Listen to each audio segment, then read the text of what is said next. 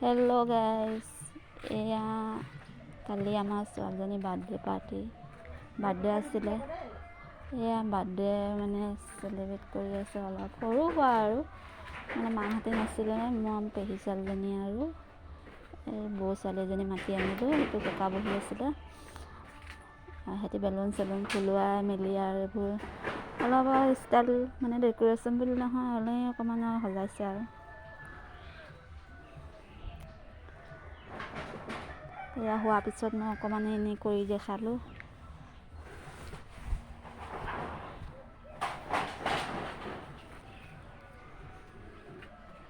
মই অকলে কাম কৰি আছিলোঁ, মানে বেছি দীঘল ভিডিঅ' নবনালোঁ।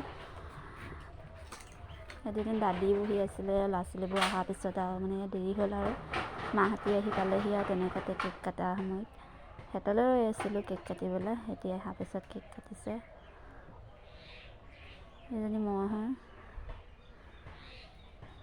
এয়া আমাৰ খুৰী এজনী কেক খুৱাইছে। ভিডিঅ'টো মায়ে কৰি আছিলে। এয়া ৰাতিপুৱা চব আৰু মানে কেক চেক লগোৱা লগি মানে অলপ মই স্পীড কৰি দিলোঁ, বেছি দীঘল হ'ব বুলি ভিডিঅ'টো।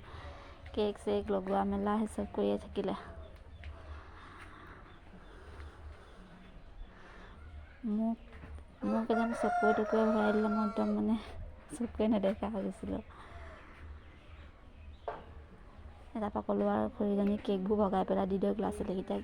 বেছি ডাঙৰকৈ কৰা নাই, অলপ ল'ৰা ছোৱালীকেইটা মাতি মানে আৰু কেক খুৱাই দিলোঁ। আজি 8 বছৰত মানে 7 বছৰ কমপ্লিট হৈ গ'ল। তাই 8 বছৰত সোমাইছে আৰু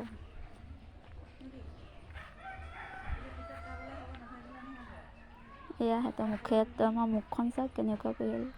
দাদী বহি আছে, দাদীক দেখাই দিলোঁ।